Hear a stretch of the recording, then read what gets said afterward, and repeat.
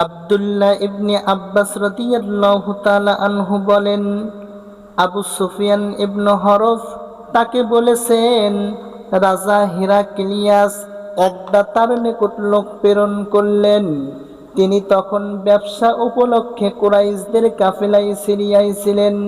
আল্লাহর রাসূল সাল্লাল্লাহু আলাইহি ওয়াসাল্লাম সে সময় আবু সুফিয়ান ও কুরাইশদের সঙ্গে নির্দিষ্ট সময়ের জন্য সন্ধিতে আবদ্ধ ছিলেন। আবু সুফিয়ান তার সাথী সহ হিরাক্লিয়াসের নিকট আসলেন এবং দোভাষীকে ডাকলেন। অতঃপর জিজ্ঞেস করলেন, এই যে ব্যক্তি নিজেকে নবী বলে দাবি করে, তোমাদের মাঝে বংশের দিক হতে তার সবচেয়ে নিকট আত্মীয় কে? আবু সুফিয়ান বলেন, আমি বললাম, বংশের দিক দিয়ে আমি তার নিকট আত্মীয়। তিনি বললেন, তাকে আমার অতি নিকটে আনো এবং তার সাথীদেরকেও তার পিছনে বসিয়ে দাও।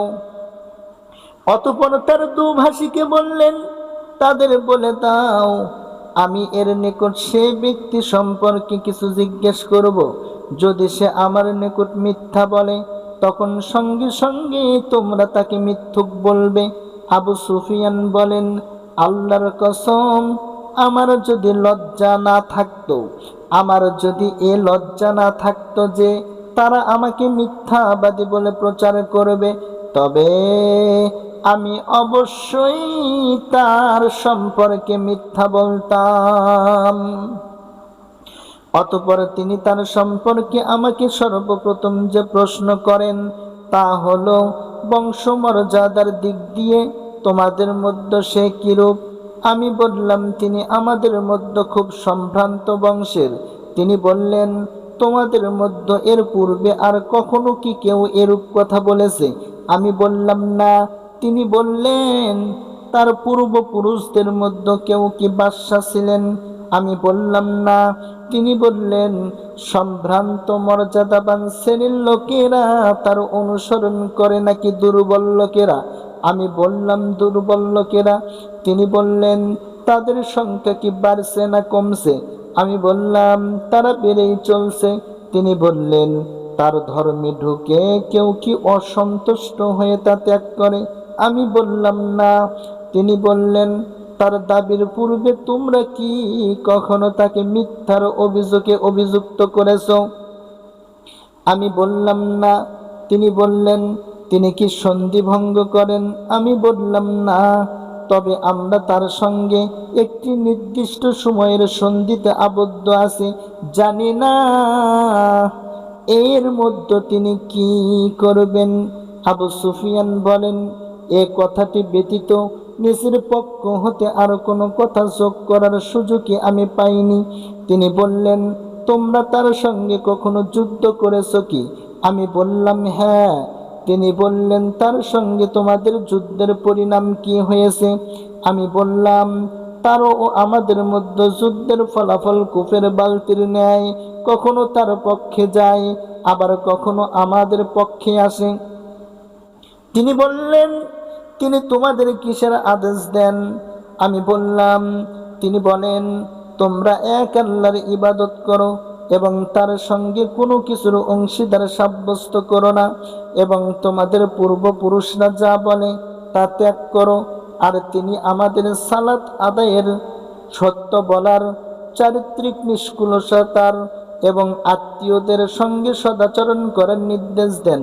অতঃপর তিনি দোভাষীকে বললেন, তুমি তাকে বলো, আমি তোমার নিকট তার বংশ সম্পর্কে জিজ্ঞেস করেছি।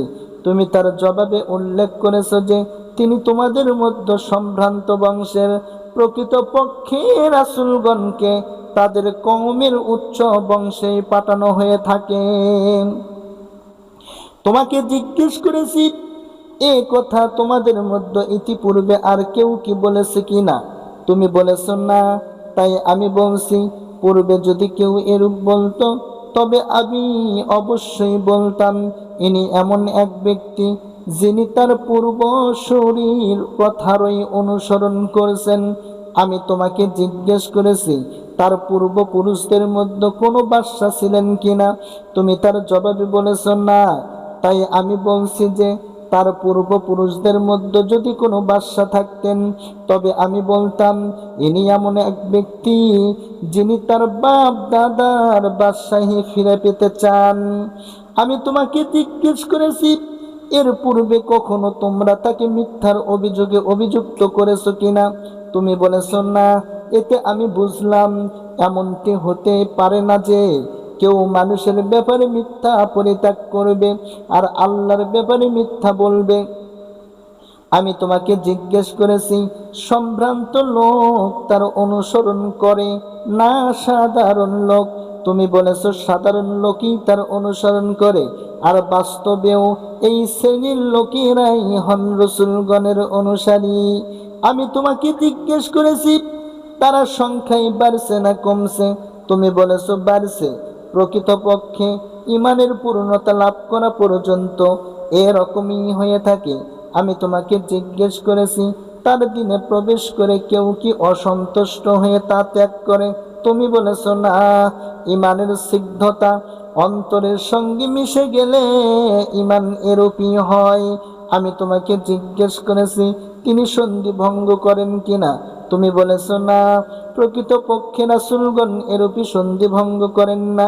আমি তোমাকে জিজ্ঞেস করেছি, তিনি তোমাদের কিসের আদেশ দেন?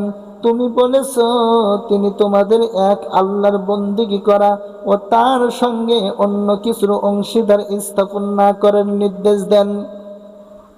তিনি তোমাদের নিষেধ করেন মূর্তি পূজা করতে, আর তোমাদের আদেশ করেন সালাত আদায় করতে, সত্য বলতে ও সচ্চরিত্র থাকতে। তুমি যা বলেছো তা যদি সত্যি হয়, তবে শীঘ্রই তিনি আমার দু পায়ের নিচের জায়গার অধিকারী হবেন। আমি নিশ্চিত জানতাম তার আবির্ভাব হবে, কিন্তু তিনি যে তোমাদের মধ্য হতে হবেন এ কথা ভাবতে পারিনি। যদি জানতাম আমি তার নিকট পৌঁছতে পারবো, তার সঙ্গে সাক্ষাৎ করার জন্য আমি যে কোনো কষ্ট সহ্য করে নিতাম। আর আমি যদি তার নিকট থাকতাম, তবে অবশ্যই তার দুখানা পা ধৌত করে দিতাম। অতঃপর তিনি আল্লাহর রাসূল সাল্লাল্লাহু আলাইহি ওয়াসাল্লামের সেই পত্রখানি আনার নির্দেশ দিলেন, যা তিনি দেহিয়াতুল কালবি রাদিয়াল্লাহু তাআলা আনহুকে দিয়ে বসরার শাসকদের মাধ্যমে হিরাক্লিয়াসের নিকট প্রেরণ করেছিলেন। তিনি তা পড়লেন। তাতে লেখা ছিল, বিসমিল্লাহির রহমানির রহিম, পরম করুণাময় দয়ালু আল্লাহর নামে।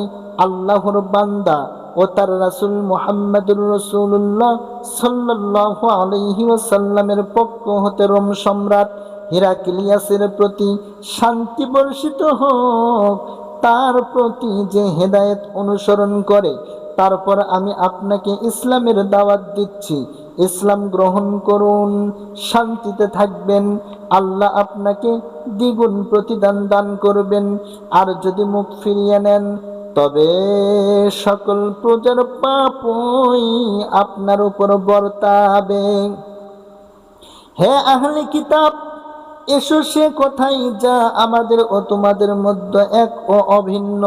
তা হলো আমরা যেন আল্লাহ ছাড়া অন্য কারো ইবাদত না করি, কোনো কিছুকেই যেন তার শরীক সাব্যস্ত না করি, এবং আমাদের কেউ যেন কাউকে পালনকর্তা রূপে গ্রহণ না করে আল্লাহকে ত্যাগ করে। যদি তারা মুখ ফিরিয়ে নেয়, তবে তোমরা বলো, তোমরা সাক্ষী থাকো, আমরা তো মুসলিম। আবু সুফিয়ান বলেন, হিরাক্লিয়াস যখন তার বক্তব্য শেষ করলেন এবং পত্র পাঠও শেষ করলেন, তখন সেখানে হট্টগোল শুরু হয়ে গেল। চিৎকার ও হই হল্লা চরমে পৌঁছল এবং আমাদেরকে বের করে দেয়া হলো। আমাদেরকে বের করে দিলে আমি আমার সাথীদের বললাম, আবু কাবসার ছেলের বিষয় তো শক্তিশালী হয়ে উঠেছে। বনু আসফার রোমের বাদশা তাকে ভয় পাচ্ছে। তখন থেকে আমি বিশ্বাস রাখতাম তিনি শীঘ্রই জয়ী হবেন। অবশেষে আল্লাহ তাআলা আমাকে ইসলাম গ্রহণের তৌফিক দান করলেন। ইবনে নাতুর ছিলেন জেরুজালেমের শাসনকর্তা এবং হিরাক্লিয়াসের বন্ধু ও সিরিয়ার খ্রিস্টানদের পাদ্রী। তিনি বলেন, হিরাক্লিয়াস যখন জেরুজালেম আসেন তখন একদা তাকে অত্যন্ত মলিন দেখাচ্ছিল। তার একজন বিশিষ্ট সহচর বলল, আমরা আপনার চেহারা আজ এত মলিন দেখছি। ইবনে নাতুর বলেন, হিরাক্লিয়াস ছিলেন জ্যোতির্বিদ, জ্যোতির্বিদ্যায় তার দক্ষতা ছিল। তারা জিজ্ঞেস করলে তিনি তাদের বললেন, আজ রাতে আমি তারকারাশির দিকে তাকিয়ে দেখতে পেলাম খৎনাকারীদের বাদশা আবির্ভূত হয়েছেন। বর্তমান যুগে কোন জাতি খতনা করে? তারা বলল, ইয়াহুদ জাতি ব্যতীত কেউ খতনা করে না। তিনি তাদের ব্যাপারে আপনি মোটেও চিন্তিত হবেন না। আপনার রাজ্যের শহরগুলোতে লিখে পাঠান, তারা যেন সেখানকার সকল ইহুদিদেরকে কতল করে ফেলে। তারা যখন এই ব্যাপারে ব্যতিব্যস্ত ছিল তখন হিরাক্লিয়াসের নিকট জৈনক ব্যক্তিকে হাজির করা হলো, যাকে গাসসানের শাসনকর্তা পাঠিয়েছিল। সে আল্লাহর রাসূল সাল্লাল্লাহু আলাইহি ওয়াসাল্লাম সম্পর্কে খবর দিচ্ছিল। হিরাক্লিয়াস তার কাছে থেকে খবর জেনে নিয়ে বললেন, তোমরা একে নিয়ে গিয়ে দেখো তার খতনা হয়েছে কিনা। তারা তাকে নিয়ে গিয়ে দেখে, এসে সংবাদ দিল তার খতনা হয়েছে। হিরাক্লিয়াস তাকে আরবদের সম্পর্কে জিজ্ঞেস করলে সে জবাব দিল তারা খতনা করে। অতঃপর হিরাক্লিয়াস তাদের বললেন, ইনি আল্লাহর রাসূল সাল্লাল্লাহু আলাইহি ওয়াসাল্লাম এ উম্মতের বাদশা, তিনি আবির্ভূত হয়েছেন। অতঃপর হিরাক্লিয়াস রোমে তার বন্ধুর নিকট লিখলেন, তিনি জ্ঞানে তার সমকক্ষ ছিলেন। পরে হিরাক্লিয়াস হিমস চলে গেলেন। হিমসে থাকতেই তার নিকট তার বন্ধুর চিঠি এলো, যা নবী করিম সাল্লাল্লাহু আলাইহি ওয়াসাল্লামের আবির্ভাব এবং তিনি যে প্রকৃত নবী এই ব্যাপারে হিরাক্লিয়াসের মতকে সমর্থন করেছিল।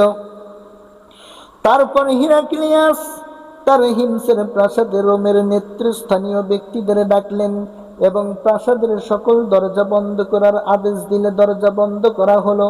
অতঃপর তিনি সম্মুখে এসে বললেন, হে রোমের অধিবাসী, তোমরা কি মঙ্গল, হেদায়েত, তোমাদের রাষ্ট্রের স্থায়িত্ব চাও? তাহলে এই নবীর বায়াত গ্রহণ করো। এই কথা শুনে তারা বন্য গাধার ন্যায় দ্রুত নিঃশ্বাস ফেলতে ফেলতে দরজার দিকে ছুটল, কিন্তু তারা তা বন্ধ দেখতে পেল। হিরাক্লিয়াস যখন তাদের অনীহা লক্ষ্য করলেন এবং তাদের ঈমান থেকে নিরাশ হয়ে গেলেন, তখন বললেন, ওদের আমার নিকট ফিরিয়ে আনো।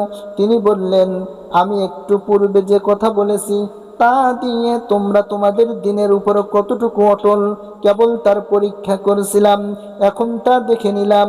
এ কথা শুনে তারা তাকে সাজদা করল এবং তার প্রতি সন্তুষ্ট হলো। এটাই ছিল হিরাক্লিয়াসের সর্বশেষ অবস্থা।